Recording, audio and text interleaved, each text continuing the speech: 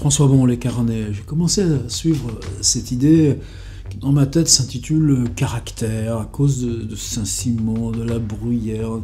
Mais ça part d'une autre idée, une idée qui est pour moi rémanente, latente, qu'on vit avec cette espèce de totalité, l'ensemble des noms de ceux que vous avez connus et qui sont morts. Ça ne veut pas dire être obsédé, ça ne veut pas dire... Mais ils sont là et on interprète le présent, évidemment, en cette période.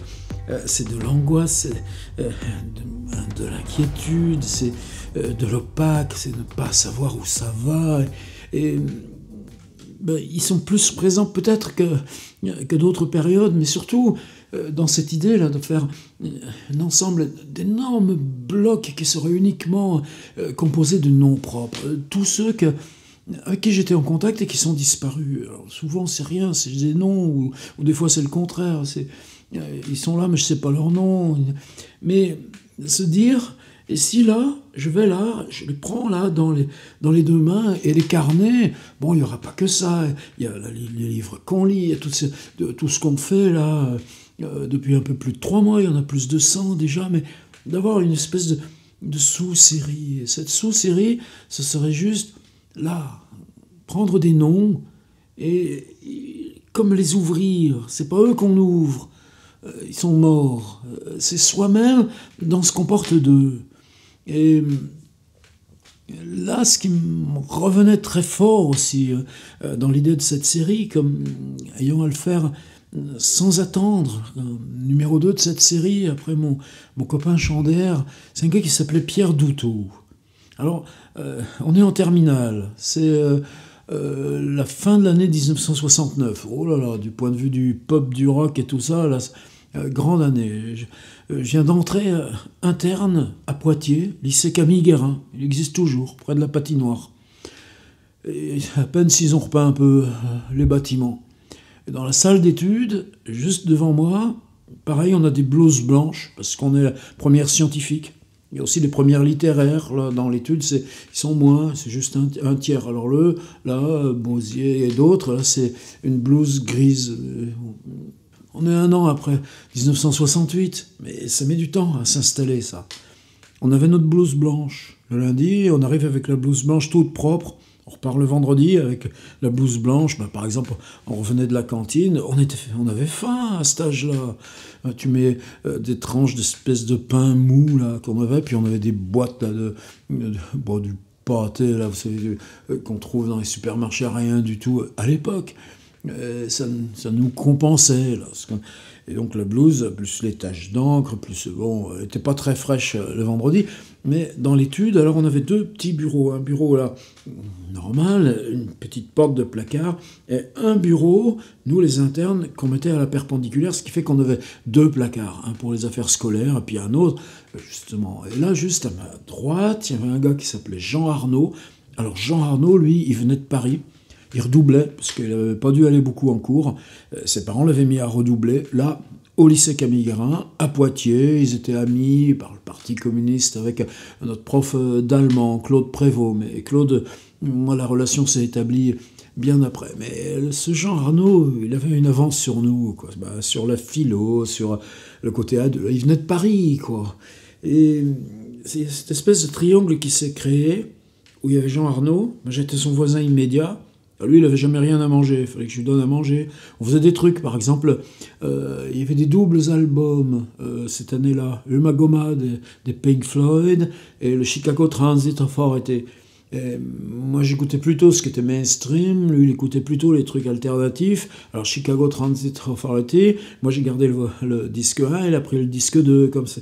Donc, il y avait une relation, là, encore. Et puis, il nous mettait, c'est lui-là qui nous mettait les petits volumes des éditions sociales, les petits volumes orange, là, le manifeste du communisme, mais bien d'autres, les études sociales de Engels. Et ça aussi, tout d'un coup, tu avais les yeux qui s'ouvraient.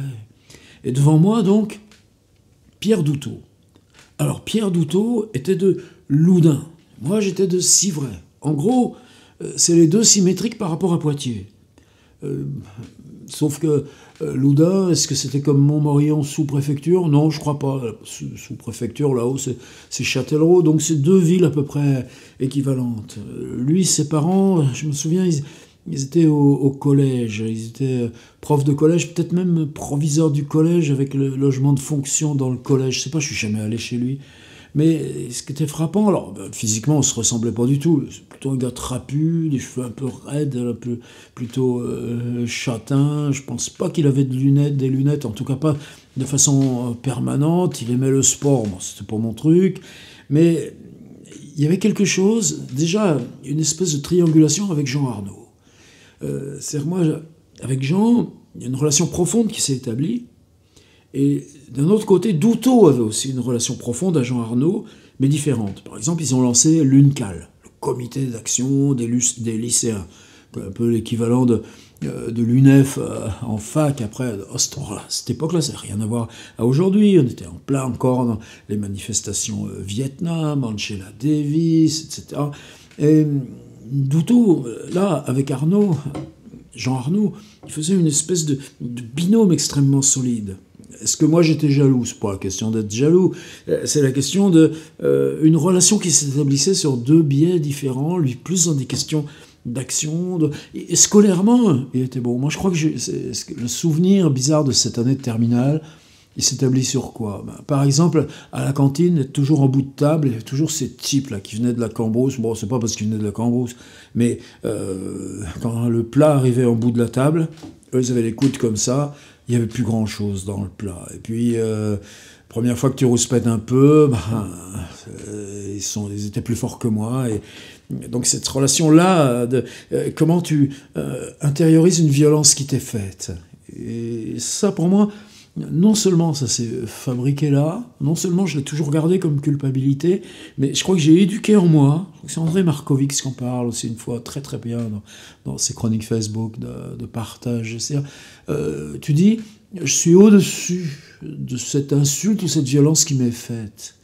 Et en même temps tu le ressens, d'abord parce que tu as faim, d'abord parce que si tu arrivais à t'imposer physiquement dans leur vocabulaire, ça se ferait pas, mais c'était pas les gars avec qui on pouvait parler comme ça. Et ça, je crois que c'est quelque chose qui m'a marqué, je dirais, en gros, dans tous les traits de fuite. Les traits de fuite, tu arrêtes l'usine, tu pars dans quelque chose. La littérature, à un moment donné, tu pars dans autre chose, le web, là, et ainsi de suite, et ainsi de suite. Et ce mouvement-là, pour moi, il s'enracine là, dans cette culpabilité de dire tu ne devrais pas accepter la violence qui t'est faite quand on te prive de bouffer.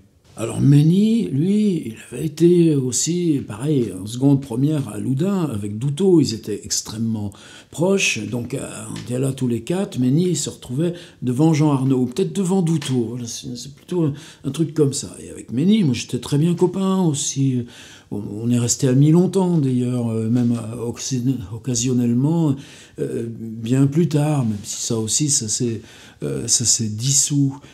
Mais lui et Douteau, tu vois, au moins, ils avaient cette espèce ils pouvaient résister à deux, en gros. Et pourtant, on était les types des petites villes, là, qui arrivaient. Il y en avait d'autres. Saint-Mexan, Yatérian, qui était une espèce de génie en maths. Il y en avait un autre, Éric Pied. Alors lui, tu sentais toujours cette espèce de hauteur. Par lui, il venait pas de Saint-Mexan, mais dans le coin aussi, là-bas. Je me souviens d'une famille dentiste. Il y avait toujours une espèce de chose... il prenait les trucs par au-dessus, parce que moi, j'étais pas capable de prendre les choses par au-dessus. Et l'année est partie comme ça. Et j'avais toujours cette sensation avec Douteau, les deux blouses blanches, la relation avec Jean Arnaud, leur départ le vendredi pour nos petites villes, d'une espèce de jeu de gémellité. Scolairement, je disais, avec tout ça, je crois que c'était une année d'observation, de compréhension, mais de compréhension avec écart. C'est comme tu comprenais, en gros, tout le chemin que tu aurais à faire pour après. C'est compliqué, ça. C'est lié pour moi à cette histoire de caractère. Tu vois, il y en a qui se réalisent trop tôt. Il y en a qui sont des cadors trop tôt dans ces mondes-là, des internats. Il y a ceux qui jouaient très bien de la guitare, il y a ceux qui faisaient leur club de tarot, ceux qui écrivaient de la poésie, et puis il y avait Jean Arnaud. Alors nous, on était à la fois un petit peu ailleurs, cette histoire des livres, il y avait aussi Raymond Bosier qui nous faisait circuler beaucoup de poésie, ça a compté, merci Bosier. Et, et globalement, j'en ai pas plus à dire sur Pierre Douteau, sinon que toute l'année, ce rapport a fait que se renforcer. T'as pas besoin de te parler, mais vis-à-vis de Jean Arnaud, vis-à-vis de Mény, les trucs, ça circulait. T'as besoin de ça, t'arrives pas à faire ton truc de maths, il y a ça qui te tracasse philosophiquement, là, parce que on était des petits becs jaunes, mais on découvrait... Dans les dortoirs, c'était les trucs, les douches collectives, les petits lits comme ça, surveillants, là, qui passaient en long. J'ai pas vraiment de souvenirs, j'ai rien d'histoire comme ça. Mais en tout cas, tu vois, ce qui s'est constitué à mesure, c'est que la relation avec Douteau devenait une espèce de chose duel. Et je pense pas que ça ait pu être symétrique, même si je sais que dans cette relation duel, on avait assez de différences pour que je pense que je comptais pour lui comme il comptait pour moi. Il n'y avait pas la même relation à moi qu'il pouvait avoir avec Mény ou Jean Arnaud. Mény ne cherchait pas. Il serait peut-être vexé s'il entend ça, mais on travaillait dans ce creusement. Et je pense que dans ce creusement, on trouvait chacun nos espaces, nos lectures. C'est le moment aussi où globalement, pour moi en tout cas, s'est fait l'arrêt de lecture. J'ai lu énormément jusque-là. Puis là, après, ça a repris 6-7 ans plus tard. Et voilà, c'est tout. Arrive le mois de juin, on passe le bac. Rolling Stones, Let It Bleed. Je crois que Douteau était très indifférent, là, par contre, à ces questions de disques, alors que là, ça me rapprochait, et de Mény, et de Jean Arnaud. Voilà, c'est tout. Sauf qu'au mois de septembre, je ne sais plus comment les conditions, mais en tout cas, c'était pas dans l'été. C'était après. C'est dans le début de l'année scolaire d'après. Où je sais que j'avais zoné un peu cette année-là à la fac de sciences de Poitiers. On ne s'est pas allé loin, mais peut-être j'y reviendrai. Et croisant Mény, il s'y accrochait à la fac. Et, bon, il a fait son chemin là. Moi, après, c'est parti Angers vers les arts et métiers, etc. C'est autre chose. Mais c'était une espèce... En gros, finalement, j'avais un an d'avance. Je manquais de cette maturité, peut-être pour ça aussi. Le bout de la table, et puis que tu n'avais plus rien à bouffer. Puis que la violence qu'on te faisait, tu disais, je suis au-dessus de ça. Ce qui n'est pas vrai.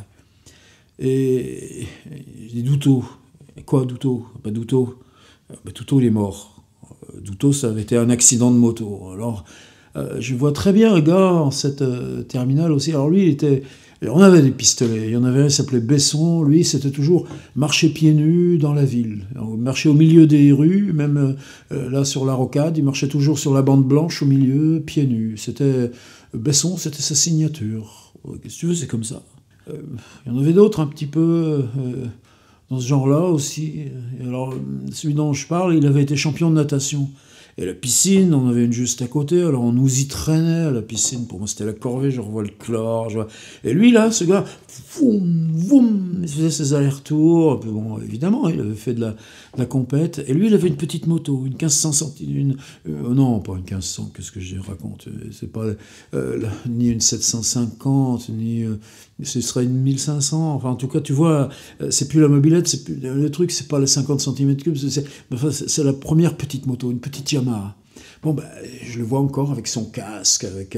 les questions d'argent, les questions sociales, comment elles sont exacerbées dans ces tout petits milieux comme ça. Alors, d'où ça venait? Est-ce que Douteau avait eu une moto pour son bac, ça ressemblait pas à la famille? Est-ce que ça avait été... J'ai jamais eu de détails. Est-ce que... c'est une moto aussi, tu pouvais, si elles étaient suffisamment petites, tu n'avais pas besoin de permis. Bon, en tout cas, il était mort. Plus de Douteau. Est-ce que l'histoire s'arrête là? Je crois qu'il y a toujours eu cette espèce de gémellité qui avait été arrêtée par le fait, mais qui a toujours continué. C'est-à-dire que très très tôt, j'ai pensé, je vis ma vie, mais la vie que je vis pourrait être celle de Douteau. Et moi, j'aurais pu, dans des conditions symétriques, être à sa place ou dans d'autres trucs. Enfin, il y était une bagnole, de toute façon, c'était, ça faisait des tonneaux et tout ça. Donc, j'aurais pu être Douteau et lui. Et j'ai toujours pensé que ce qu'on avait amorcé dans cette terminale à 2, là, lui, parti, le 2, il restait. Et j'ai toujours eu cette sensation, quelle que soit, par exemple, cette période qui n'était pas marrante, là, de travail en usine. Tu vas à l'usine le matin, tu te dis, eh ben, aujourd'hui je vais à l'usine, mais demain ce sera Douto. Et le lendemain, c'est Douto qui allait à l'usine. Et moi, je restais dans ma tête tranquille. Je restais là dans la piole. Alors, on ne va pas m'embêter sur les questions concrètes ou comment ça se passe, mais j'ai toujours pensé que ce compte Douto, si au lieu ce jour-là qu'il y a eu la moto, on aurait pu avoir cette transaction, qu'on vive une vie à deux, c'est pas une vie, je m'entends bien, on aurait été la vie sociale à deux, parce que ce qu'on aimait, c'est les livres, c'était lui aussi qui gribouillait pas mal. Donc, se dire, tu vois, salaire, on partage, va pas plus loin que ça. Attention, on reste simple, on reste étudiant de l'internat en terminale. Mais dans ce rester simple, il y avait que on pouvait vivre à moitié, c'est-à-dire qu'on avait une vie complète d'individu dans la société, mais qu'il y en avait toujours un qui pouvait rester un peu en retrait, faire ses trucs à soi, les livres et gribouiller, pendant que l'autre il se chargeait du truc et qu'on partageait un même nom, et puis qu'on assurait à deux une identité. Alors, va pas chercher plus loin, c'est pas la question après, les enfants et tout ça, ça regarde personne, c'est pas... non, mais ça, ma vie avec Douto, et c'est pas la première fois que j'en parle, par exemple dans ces premiers temps de l'écriture, tu prends la liberté de quitter usine, etc., de passer ta vie à écrire, tu sais pas où ça t'emmène, tu sais pas où ça va, tu sais pas si ce sera des livres, tu sais pas... Ben, c'est Douto et moi. Et si c'est Douto et toi, on se parle, on examine le truc ensemble, et il y en a un qui va. C'était moi qui suis allé. Mais ça aurait pu être l'autre, pareil. Et tu vois, cette dualité, c'est ça qui est bizarre. 1970, et là on est en 2023, t'as plus d'un demi-siècle, et elle est toujours restée là. Il y a toujours Douto, il y a toujours moi. Et ça fait un demi-siècle... Alors, toujours pareil, je réaffirme, c'est les questions du boulot, c'est les questions d'écrire, c'est les questions de penser la vie qu'on nous mène, c'est pas plus, c'est pas les questions privées, c'est quoi que ce soit. C'est juste que, dans cette instance-là, avec qui je discute, moi je veux un peu de gens. Je suis bavard là en vidéo, mais si c'est plus la vidéo, je suis plus bavard. Eh ben, là, cette instance-là, pour moi, c'est Pierre Douto. Et Pierre Douto, bah il est là, avec moi. Et bizarrement, ça s'est jamais arrêté. Et pourtant, j'y repense pas toujours à ce Camille Guérin, à cet internat, et au truc là que t'avais pas à bouffer quand ça arrivait en fin de table, et puis qu'il fallait pas aller chipper les mecs là. Mais ce truc-là, t'as mené ta vie, et Pierre Douto, il a toujours été avec toi. Voilà. Série, caractère, et on va continuer comme ça. Je sais pas du tout où ça nous emmène. Peut-être que lui va vous le dire, peut-être que lui va le savoir. Pierre Douto. Je ne sais même pas où il est enterré.